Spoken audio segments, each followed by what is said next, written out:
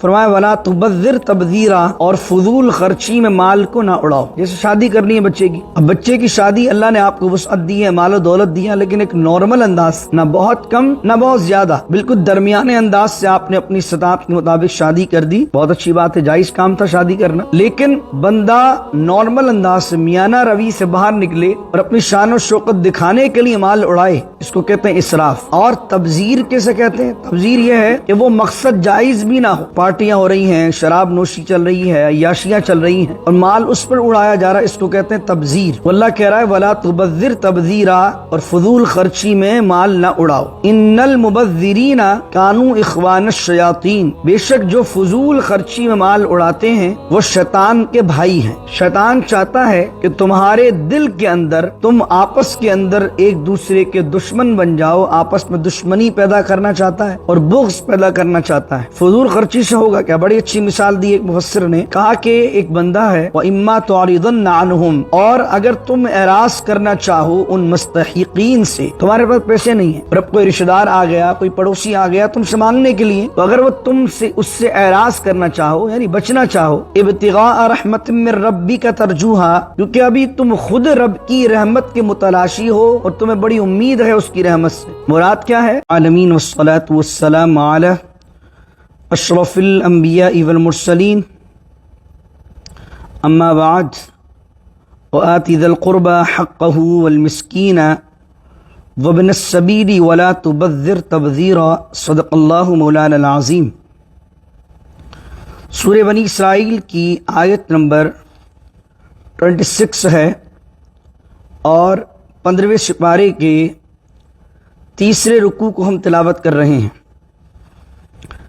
جیسا کہ اس رکوع کے آغاز میں نے آپ سے ذکر کیا تھا کہ 15ویں پارے کا تیسرا اور چوتھا رکوع، یہ دو رکوع مفسرین فرماتے ہیں، ابن عباس رضی اللہ تعالی عنہما کا قول ہے کہ توریت میں اللہ رب العزت نے یہودیوں پر 10 کمانڈمنٹس، وہ 10 احکامات نازل فرمائے تھے، اس کا نچوڑ اللہ رب العزت نے ان دونوں رکوعوں کے اندر بیان فرمایا ہے، اور ابتدا اس کی والدین کے ساتھ حسن سلوک کرنے کے متعلق ہے۔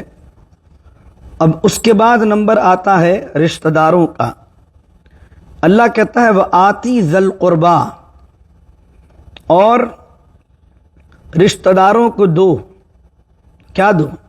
آتی کا معنی دو، ذی القربیٰ قربت والے، یعنی کہ رشتہ دار، قربت والوں کو دو۔ کیا دو؟ حقہ، ان کا حق دو۔ ماں باپ کا ایک حق ہے، بیوی کا ایک حق ہے، اولاد کا ایک حق ہے، ماما چاچا تایا، یہ تمام جو رشتے ہیں ان سب کے اللہ نے حقوق ہم سے وابستہ کیے ہیں۔ تو اللہ رب العزت نے اگر آپ کو نوازا ہوا ہے، مالی طور پر آپ کو وسعت ہے، تو اپنے رشتہ داروں کی مدد کیجیے۔ اس کے علاوہ ماں باپ ہیں تو اب ان کی کفالت، ان کے معاملات کو دیکھنا ان کا حق ہے اور آپ کی ذمہ داری ہے۔ آپ کی اولاد کو پالنا، اولاد کو کفالت کرنا، بیوی کے لیے اچھی زندگی اس کو میسر کرنا، کھانے کا آرام، پینے کا آرام، رہائش کا آرام اور ضروری تعلیم، یہ تمام چیزیں آپ کی اولاد کا حق ہے، تو ان کو ادا کرنا۔ تو اس طریقے سے جو رشتہ دار ہیں، غریب ہیں اور آپ امیر ہیں، تو ان غریب رشتہ داروں کا آپ کے مال میں حق ہے۔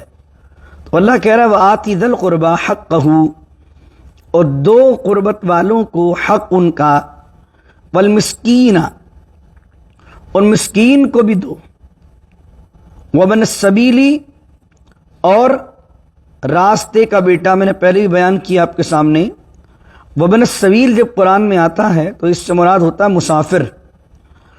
والمسکین، اور مسکین کو بھی دو، وابن السبیل، اور مسافر کو بھی دو۔ تو مسکین جو بالکل غریب آدمی ہے، جس کے پاس 2 وقت کی روٹی نہیں ہے، اس کو بھی دینا ہے۔ وابن السبیل، اور پردیس میں جو آدمی مسافر ہے اس کو بھی دینا ہے۔ ہمارے ممالک میں تو ہمیں اتنا موقع میسر نہیں آتا، لیکن امریکہ میں چونکہ ہم دیار غیر میں رہ رہے ہیں تو یہاں بہت سے مسافر ٹکرا جاتے ہیں یا کچھ لوگ نئے نئے آتے ہیں اور ان کی زندگی میں بڑے مسائل ہوتے ہیں، مشکلات ہوتی ہیں، تو ان کو اچھا مشورہ دینا، ان کی ٹیک کیئر کرنا، ان کا خیال کرنا، ان کو اچھی جگہ لگوا دینا، ان کو امیگریشن کے لیے اچھا مشورہ دے دینا، یہ سارے نیکی کے کام ہیں۔ اب ایک آدمی ہے ہی نیا اور اس کو اور ڈبا دیں آپ، پھر آپ سے بڑا ظالم کوئی نہیں ہے۔ ہونا تو یہ چاہیے کہ ایک آدمی اپنا دیش چھوڑ کے آیا ہے، اپنے ماں باپ کو چھوڑ کے آیا ہے، اپنا کمفرٹ زون چھوڑ کے آیا ہے اپنے بیوی بچوں کی روٹی کمانے کے لیے یہاں پر، اور یہیں کوئی بندہ اپنا اعتبار کو گین کرے اور پھر اس کو چوٹ پہنچا دے، تو اس سے بڑا جابر اور اس سے بڑا ظالم کون ہو سکتا ہے؟ لوگوں کی ہیلپ کیجئے۔ فرمایا ولا تبذر تبذیرا، اور فضول خرچی میں مال کو نہ اڑاؤ۔ تبذیر کسے کہتے ہیں؟ ایک لفظ ہے اسراف، اسراف تو آپ نے سنا ہوگا، کامن ورڈ ہے، اور ایک لفظ ہے تبذیر۔ اسراف یہ ہے کہ کام تو جائز ہو لیکن اس میں اعتدال سے زیادہ، میانہ روی سے زیادہ خرچ کر دیا جائے۔ جیسے شادی کرنی ہے بچے کی، اب بچے کی شادی اللہ نے آپ کو وسعت دی ہے، مال و دولت دیا، لیکن ایک نارمل انداز سے، نہ بہت کم نہ بہت زیادہ، بالکل درمیانے انداز سے آپ نے اپنی استطاعت کے مطابق شادی کر دی، بہت اچھی بات ہے، جائز کام تھا شادی کرنا، لیکن بندہ نارمل انداز سے، میانہ روی سے باہر نکلے اور اپنی شان و شوکت دکھانے کے لیے مال اڑائے، اس کو کہتے ہیں اسراف۔ اور تبذیر کیسے کہتے ہیں؟ تبذیر یہ ہے کہ وہ مقصد جائز بھی نہ ہو، پارٹیاں ہو رہی ہیں، شراب نوشی چل رہی ہے، عیاشیاں چل رہی ہیں اور مال اس پر اڑایا جا رہا ہے، اس کو کہتے ہیں تبذیر۔ تو اللہ کہہ رہا ہے ولا تبذر تبذیرا، اور فضول خرچی میں مال نہ اڑاؤ۔ ان المبذرین کانوا اخوان الشیاطین، بے شک جو فضول خرچی میں مال اڑاتے ہیں وہ شیطان کے بھائی ہیں۔ کانوا اخوان الشیاطین، اللہ نے فرمایا، کیا راز ہے اس میں؟ کیونکہ شیطان کیا چاہتا ہے؟ انما یرید الشیطان ان یوقع بینکم العداوۃ والبغضاء، شیطان چاہتا ہے کہ تمہارے دل کے اندر، تم آپس کے اندر ایک دوسرے کے دشمن بن جاؤ، آپس میں دشمنی پیدا کرنا چاہتا ہے اور بغض پیدا کرنا چاہتا ہے۔ فضول خرچی سے ہوگا کیا؟ بڑی اچھی مثال دی ایک مفسر نے، کہا کہ ایک بندہ ہے جو اپنے امپلائیز کو سیلری وقت پر نہیں دیتا، ان کی ضرورت کے وقت کام نہیں آتا ہے، لیکن اس کے امپلائیز یہ دیکھتے ہیں کہ اس کی فضول خرچی، اس کی عیاشیاں الامان والحفیظ۔ ایک سیٹ صاحب ہیں جو اپنے بچوں کی شادی پہ $1 ملین لٹا دیتے ہیں اور $1000 ان کے پاس کسی غریب کی مدد کرنے کے لیے نہیں ہے، یا کسی کے پیسے روکے ہوئے ہیں اس کو دینے کے لیے نہیں ہے۔ تو اس سے کیا ہوگا؟ ایک عداوت پیدا ہوگی، ایک دشمنی پیدا ہوگی، ایک بغض پیدا ہوگا، اور جب بھی اس امپلائیز کو، ان ملازمین کو موقع ملے گا سیٹ صاحب کو تکلیف دینے کا یا ان کو نقصان پہنچانے کا، اور ان کو ضرورت پڑے گی، تو معلوم ہوگا کہ سیٹ ضرورت کے وقت تو ہمارے کام آئے گا نہیں، یہ تو فضول خرچی میں لٹا سکتا ہے، دوست یاری پہ لٹا سکتا ہے، دیگر فضولیات پہ لٹا سکتا ہے، لیکن مدد نہیں کر سکتا کسی غریب کی۔ تو پھر کیا کریں گے غریب؟ قتل و غارت ہوگا، لوٹ ماری ہوگی۔ یہ کیوں ہوتا ہے لوٹ ماری؟ اگر امیر آدمی اپنے پڑوسیوں کا یا اپنے رشتہ داروں کا خود ہی خیال کر لے تو کیا ضرورت ہے ان رشتہ داروں کو یا پڑوسیوں کو اس کے گھر پر ڈاکہ ڈالنے کی؟ میں یہاں جواز فراہم نہیں کر رہا غریبوں کے لوٹنے کا، میں سمجھا یہ رہا ہوں کہ معاشرہ بگڑتا کب ہے؟ معاشرہ تب بگڑتا ہے جب جس کا جو حق ہے اس کو ادا نہیں کیا جاتا۔ یقیناً بعض اوقات اولادیں جو ہوتی ہیں وہ اپنے ماں باپ کو مروا دیتی ہیں۔ کیوں؟ کیونکہ باپ جو ہوتا ہے وہ ناگ بن کے دولت پہ بیٹھا ہوتا ہے اور بچہ کہتا ہے کہ پتہ نہیں کب میرے پاس آئے گی، کب میرے پاس آئے گی۔ تو یہ مال جو ہے وہ اگر خیر لے کر نہیں آتا تو یہ بہت بڑا وبال ہے۔ ان المبذرین کانوا اخوان الشیاطین، اللہ فرماتا ہے کہ یہ جو فضول خرچی کرنے والے ہیں یہ شیطان کے بھائی ہیں، کیونکہ یہ فضول خرچی جو کرنے والے لوگ ہیں انہی کی وجہ سے دنیا میں فسادات برپا ہوتے ہیں۔ میں نے پچھلے رکوع میں آپ کو بیان کیا تھا کہ غریب آدمی تو 9 to 5 ہی کر رہا ہوتا ہے، یوٹیلیٹی بلز ہیں، معاملات نہیں پورا ہے، بچوں کو پال لے، 3 وقت کی روٹی کر دے، مورگیج بھر دے، کرایہ بھر دے، یہی بہت ہے اس کے لیے۔ لیکن جن کو تھوڑا پیسہ اللہ نے ان کی ضرورت سے زیادہ دیا ہے، وہ لوگ دیکھیں آپ معاشرے کے اندر خیر لے کر نہیں آ رہے ہوتے، وہی لوگ ہر جگہ پر مسئلوں کا باعث بن رہے ہوتے، چاہے وہ مسجد ہو، خاندان ہو، علاقے ہوں، محلے ہوں، سیاسی پارٹیاں ہوں، جن کے پاس ضرورت سے زیادہ، ان کی ضرورت سے زیادہ اللہ نے دیا ہوا ہے، وہی لوگ زیادہ تر فسادی ہوتے ہیں۔ حالانکہ اگر اللہ نے انہیں آسودہ حال کیا ہے تو انہیں تو معاشرے میں خیر لانا چاہیے۔ اللہ کہہ رہا وَكَانَ الشَّيْطَانُ لِرَبِّهِ كَفُورًا، اور جو شیطان ہے وہ اپنے رب کا کفورا ہے، یعنی کہ ناشکرا ہے۔ اب اگلی آیت بھی بڑی کمال ہے، وَإِمَّا تُعْرِضَنَّ عَنْهُمْ، اور اگر تم اعراض کرنا چاہو ان مستحقین سے، تمہارے پاس پیسے نہیں ہیں اور اب کوئی رشتہ دار آ گیا، کوئی پڑوسی آ گیا تم سے مانگنے کے لیے، تو اگر وہ تم سے اس سے اعراض کرنا چاہو، یعنی بچنا چاہو، ابتغاء رحمت من ربک ترجوہا، کیونکہ ابھی تم خود رب کی رحمت کے متلاشی ہو اور تمہیں بڑی امید ہے اس کی رحمت سے۔ مراد کیا ہے کہ ابھی تمہارے پاس خود کے پاس پیسے نہیں ہیں، تمہارے حالات خود ٹھیک نہیں ہیں، اور تم خود تلاش کر رہے ہو کہ کئی روزی کے سبب بن جائے، اور ایسے وقت میں تمہارا کوئی رشتہ دار تم سے بھی غریب تمہارے پاس آ جاتا ہے اور تم سے سوال کرتا ہے، اور اب تم اس کے سوال سے بچنا چاہتے ہو، تو اللہ کہہ رہا ہے فَقُلْ لَهُمْ قَوْلًا مَيْسُورًا، ایسی حالت میں بھی کسی کو جھڑکو نہیں، بلکہ پیاری اور نرم اور آسان بات کہہ کر اسے سمجھا دو۔ یعنی اگر تمہارے حالات نہیں ٹھیک ہیں تو چڑچڑ ہو کر دھتکارو نہیں کسی کو، جھاڑو نہیں کسی کو، بلکہ اگر کوئی غریب تمہاری دہلیز پر آ گیا ہے، کسی نے تمہیں فون کر لیا ہے کہ بھائی مجھے یہ ضرورت ہے اور تمہارے حالات ٹھیک نہیں ہیں، فَقُلْ لَهُمْ قَوْلًا مَيْسُورًا، تو کیا کہو کہ آسانی والی بات، نرمی والی بات کہو۔ جس طرح ہمارے کلچر میں اردو زبان کے اندر ہے، جب فقیر آتا ہے اور ہمیں نہیں دینا ہوتا تو ہم کیا کہتے ہیں؟ معاف کرو بابا۔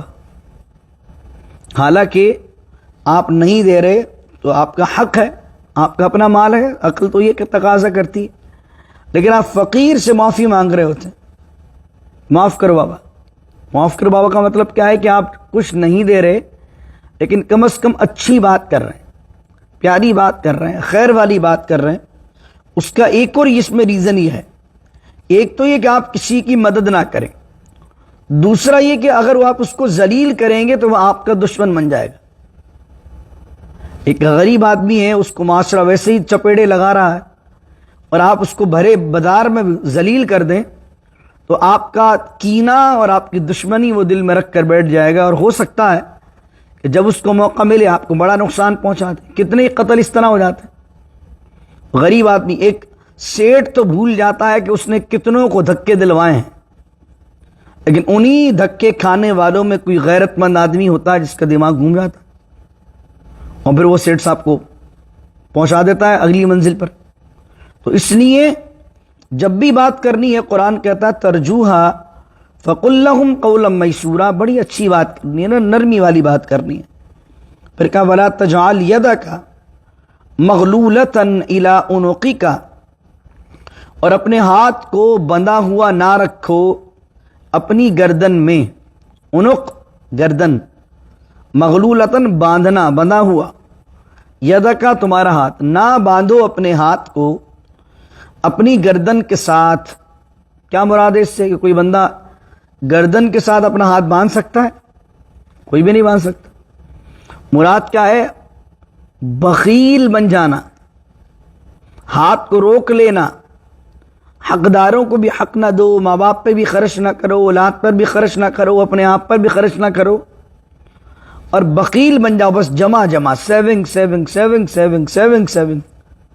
ایسے بھی کچھ لوگ پاگل ہیں، کمائے جا رہے ہیں لیکن نہ اپنے آپ پر لگائیں گے، نہ فیملی کو اچھی زندگی دیں گے، بس روزانہ بینک اکاؤنٹ دیکھتے ہیں، آن لائن دیکھتے ہیں، اتنے ہو گئے خوش ہو جاتے ہیں، نمبر دیکھ کر خوش ہو رہے ہوں۔ ایسی دولت کیا دولت، آگ لگا دینی چاہیے ایسی دولت کو۔ نبی کریم صلی اللہ علیہ وسلم کی بارگاہ میں ایک شخص آیا جس کے بال بگڑے ہوئے تھے، کپڑے بھی اچھے نہیں تھے۔ نبی کریم صلی اللہ علیہ وسلم نے اس سے پوچھا، جس کا مفہوم کہ تیرے پاس کیا ہے؟ تو اس نے کہا میرے پاس اونٹ بھی ہیں، مویشی بھی ہیں، زمینیں بھی ہیں، مکانات بھی ہیں۔ تو حضور علیہ السلام نے فرمایا اللہ پسند کرتا ہے بندے پر اپنی نعمت کے اظہار کو۔ جب اللہ نے تجھے دیا ہے تو اچھی حالت میں رہ۔ تو اس لیے میرے اللہ نے جن کو نوازا ہوا ہے، یہ جو ہمارے یہاں کاروباری معاملات کی وجہ سے لوگ بھنگی بنے رہتے ہیں، کتنے ہی سیٹوں کو میں نے دیکھا ہے، نہ ان کو پہننے کی تمیز، نہ کھانے کی تمیز، ایون کہ 3 وقت کیا کھانے کا ٹائم بھی نہیں ہے، الیاذ باللہ تعالی۔ میں پاکستان میں کچھ ایسے لوگوں کو دیکھ کے آیا ہوں کہ اتنے کام میں غرق ہوتے ہیں کہ ان کے پاس اتنی فرصت بھی نہیں ہوتی کہ وہ سکون سے بیٹھ کر کھانا کھا لیں۔ اور کچھ لوگ بڑے اصول پسند ہوتے ہیں، ان کا بھی جملہ بڑا خوب ہے اور اچھا لگتا ہے۔ کبھی کسی دکان پر، شاپ پر ہم جاتے تھے تو وہاں پر کھانے کا وقت ہو جاتا تھا تو وہ 4 کسٹمر آئیں کہ 10 کسٹمر آئیں، کھانے کے وقت وہ کہتے تھے بھائی روٹی کا وقت ہے، روٹی کھا لیں۔ اگر روٹی کے وقت بھی سکون سے آدمی روٹی نہ کھا سکے تو پھر ایسا کس بات کی دولت؟ تو اس لیے فرمایا بخیل نہ بنو، ولا تبسطھا کل البسط، اور نہ ہاتھ کو کھلا چھوڑ دو۔ اس کا معنی فضول خرچ، فتقعد ملوما محسورا، اور اتنے ہاتھ کو کھلا نہ چھوڑو کہ تم ہو جاؤ ملامت زدہ اور تھکے ہارے ہو کر بیٹھے رہ جاؤ۔ یعنی ایک بندے کی تنخواہ ہے، لمیٹڈ تنخواہ ہے، جو کہ 1 تاریخ کو ملتی ہے، اور وہ شروع کے 15 دنوں کے اندر اگر تنخواہ کو ختم کر دے گا تو بقیہ جو 15 دن بچیں گے اس لمحے میں کیا کرے گا؟ اس کے پاس جائے گا، اس سے مانگے گا، اس سے مانگے گا، اس سے مانگے گا، کریڈٹ پہ کریڈٹ کارڈ یوز کرتا رہے گا، امریکہ میں تو ہوگا تو یہ کریڈٹ یوز کر لوں، وہ کریڈٹ کارڈ یوز کر لوں۔ اگر خرچہ بڑھا لے گا، اپنے خرچے بڑھا لے گا تو اس کا اینڈ کیا ہوگا؟ اس کا اینڈ یہ ہوگا ملومن، وہ ملامت زدہ ہو جائے گا۔ معاشرے کے اندر ہر بندہ کہے گا یار یہ پیسے کھا گیا میرے، اس نے مجھ سے لے لیے، اس نے کہا یار مجھ سے بھی 1000 لیے میں، وہ کہے گا اس نے مجھ سے ہی 5000 لیے ہوئے۔ تو کیا ہوگا؟ بنی بنائی عزت آدمی کی خراب ہو جائے گی۔ ملومن کہتے ہیں اس کو جس کو سارے لوگ ملامت کریں۔ تو ذرا سے چند ٹکوں کے خاطر، ذرا سے شوق کے خاطر آدمی نے اپنے آپ کو جو ہے اپنی عزت کو گوایا۔ عزت بنتی سالوں میں ہے، بگڑتی تو لمحوں کے اندر۔ ایک آدمی اپنا معیار بنائے گا، بہت کامیاب بزنس مین ہے، سال لگ جاتے ہیں اس میں، لیکن 4 لوگوں کو پیسے کھا جائے اور وہ مارکیٹ میں کہہ دیں کہ بھائی یہ بندہ ڈن ہو گیا ہے، یہ بندہ پھٹنے والا ہے کسی دن بھی، تو کیا ہوگا؟ بنی بنائی عزت ان 4 لوگوں کے پیسے لینے کے چکر میں آدمی اپنی گنوا دے گا۔ تو اس لیے خرچے اپنے لمٹ میں رکھیں۔ اللہ یہی کہہ رہا ہے کہ نہ بخیل بنو اور نہ پورا ہاتھ کھول دو۔ امریکہ میں آ کر تو لوگوں نے خرچے اتنے بڑھا لیے، اتنی لوگوں کی آمدنی نہیں ہے اتنے خرچے، یہ گاڑی اور وہ گاڑی اور اس کی۔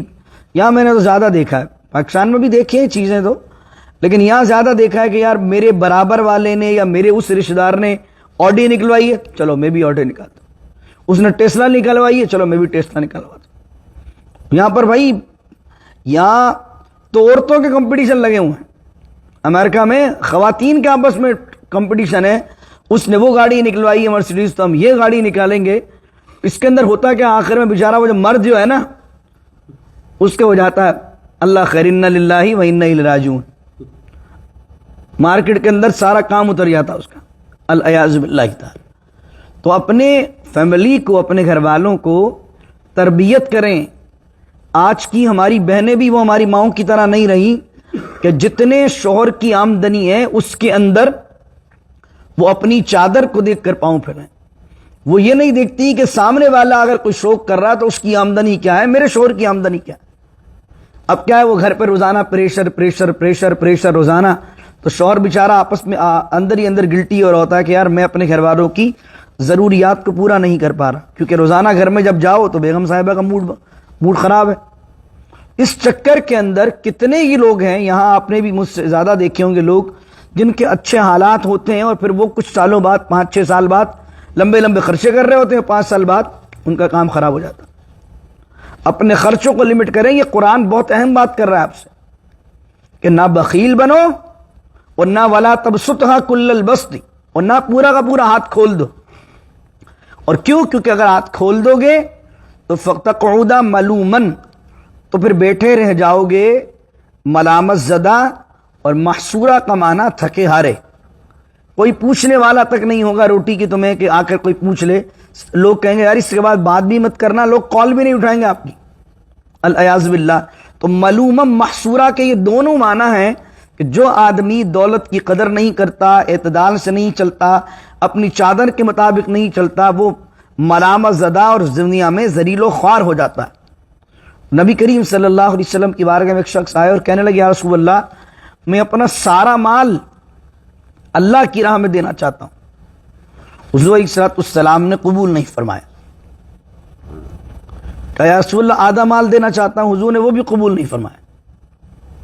پھر آدھے کا بھی آدھا کیا تو تہائی مال کو رسول اللہ نے قبول فرمایا. حضور نے فرمایا کیا تم یہ چاہتے ہو کہ تم اپنے بعد اپنی اولاد کو مفلس و محتاج چھوڑو؟ کہ تم اگر سارا مال خدا کی راہ میں دے دو گے اور تمہاری اولاد تمہارے بعد اگر بھیک مانگنے لگے گی تو تم نے تو اپنی اولاد کے ساتھ زیادتی کی. اس لیے شریعت کے اندر بھی اگر آپ کو یاد ہو جب ہم سورہ نساء کو پڑھا تھا تو جہاں پر احکامات تھے وصیت کے، وصیت کتنے مال میں کی جا سکتی ہے اگر یاد رہ گیا ہو آپ کو تو 1/3 تہائی 1/3 میں. یعنی کہ ایک آدمی کے پاس $1,00,000 پڑا ہے، وہ کہے کہ میں پورا کا پورا 1,00,000 دے دوں، نہیں دے سکتا. یعنی وصیت کرنا چاہے تو ویسے تو دینا چاہے تو دے سکتا ہے، پاسبلٹیز تو ہیں، لیکن وصیت کرتا ہے کہ میرے پورے 1,00,000 دے دیے جائیں میرے مرنے کے بعد. تو فتویٰ اگر لیا جائے گا تو کہیں کیا کہا جائے گا کہ بھئی وہ 1,00,000 نہیں دے سکتا. کیوں؟ کیونکہ وصیت کے بارے میں حضور نے فرمایا وصیت کو کتنے مال میں جاری کرنا ہے؟ تہائی میں. یعنی $33,000 کی وصیت مانی جائے گی، اس سے اوپر کی نہیں مانی جائے گی. باقی مال کہا جائے گا 67 کے قریب $67,000 وہ جائیں گے جناب ان کے رفقا میں، یعنی کہ وہ جو وارثین ہیں، اس کی اولاد، اس کی بیوی، اس کے والدین، اور یہ لوگ نہ ہوں قریب کے ذوی الفروس، اس کے بعد نہ ہو تو بھائی وغیرہ کی طرف چلا جائے گا. تو کیا کہنے کا مقصد یہ ہے کہ جب دین کے معاملات میں اچھے کام میں بھی اللہ کہہ رہا ہے کہ سارا کا سارا مال دے کر خود فقیر نہیں ہو جانا ہے، تو پھر بتائیے جو غلط کام ہے اس میں اللہ تعالیٰ کسی کے فضول خرچی کو کیسے پسند فرمائے. فرما ان ربک یبسط الرزق لمن یشاء ویقدر، اور بے شک آپ کا رب رزق کو جس پر چاہتا ہے وسیع کر دیتا ہے، ویقدر، اور جس پر چاہتا ہے اس رزق کو تنگ کر دیتا ہے. یہ اللہ کی دین ہے. جب یہ لکھا ہوتا ہے نا ان اللہ یرزق من یشاء بغیر حساب، بے شک اللہ تعالیٰ جس پر چاہتا ہے بے حساب رزق کے دروازے کھول دیتا ہے. انہ کان بعبادہ خبیرا بصیرا، اور بے شک اللہ تعالیٰ اپنے بندوں کے معاملات سے باخبر بھی ہے اور اس کو دیکھنے والا بھی ہے. آخری 2 آیات آج کے درس کی. فرمایا چوتھے رکوع کا آغاز ہے وَلَا تَقْتُلُوا أَوْلَادَكُمْ خَشْيَةَ إِمْلَاقٍ، پہلے کہا رشتہ داروں کے حق دو، پھر کہا فضول خرچی نہ کرو، پھر کہا بخل نہ کرو، اور اب کیا کہا جا رہا ہے؟ اپنی اولاد کو مال کے فقر و فاقہ کے خوف سے قتل نہ کرو.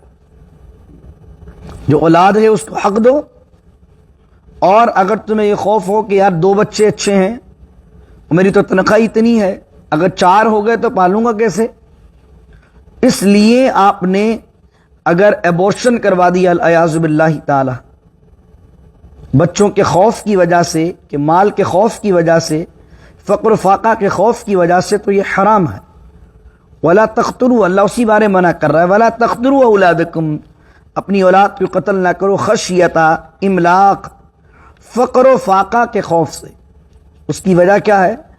نحن نرزقهم وإياكم، ہم تمہیں بھی رزق دیتے ہیں اور انہیں بھی رزق دیتے ہیں. اگر آپ کی فیملی میں 4 بچے ہیں تو ان 4 کا رزق بھی اللہ نے آپ کے ساتھ جوڑا ہوا ہے، وہ برڈن نہیں ہے آپ پر. کیونکہ اللہ بھی تو جانتا، وہ رزاق ہے نا. ابھی اس سے پہلے کیا فرمایا؟ جس پر چاہتا ہے رزق وسیع کر دیتا ہے.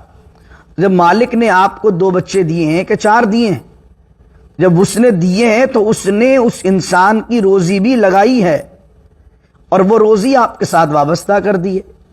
کتنے لوگ اپنا ایکسپیرینس بیان کرتے ہیں، آپ اپنے اوپر بھی غور کر لیں. جب بیگم نہیں آئی تھی گھر پہ تو کیا کماتے تھے، بیگم کے آنے کے بعد کیا کمانے لگے، پہلے بچے کے بعد کیا کمائی ہوئی، دوسرے بچے کے بعد کیا کمائی ہوئی.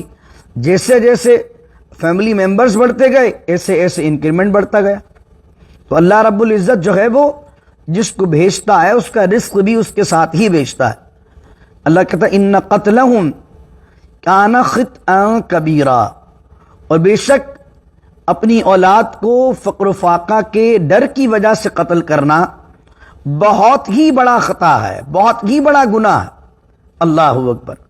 یہ جو یورپ میں اور امریکن معاشرے میں اور دیگر جگہ پر ایک معاشرتی طور پر یہ مہم چلائی جا رہی ہے کہ کم بچے خوشحال گھرانا، یہ کم بچے خوشحال گھرانا ہمارا اسلامی نظریہ نہیں ہے.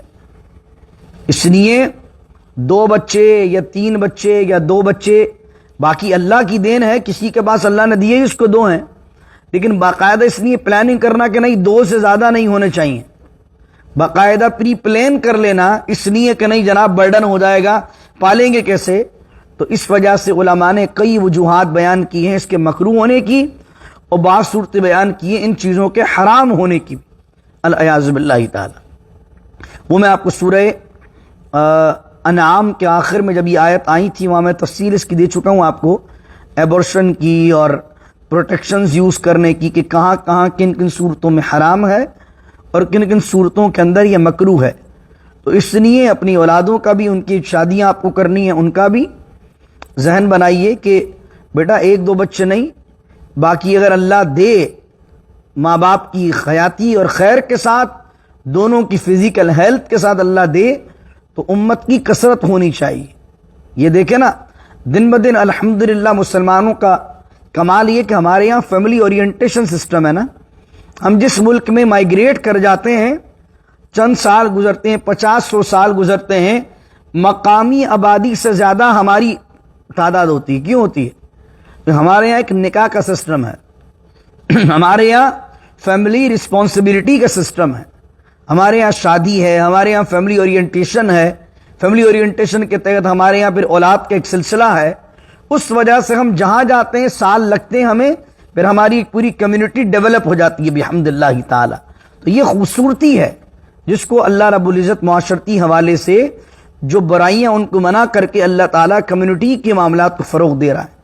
اور آگے فرما رہا وَلَا تَقْرَبُوا الزِّنَا إِنَّهُ كَانَ فَاحِشَةً وَسَاءَ سَبِيلًا، اور زنا کے قریب بھی مت جاؤ، بے شک انہو کان فاحشہ کہ وہ بہت بے حیائی ہے، وساء سبیلا اور بہت ہی برا راستہ ہے.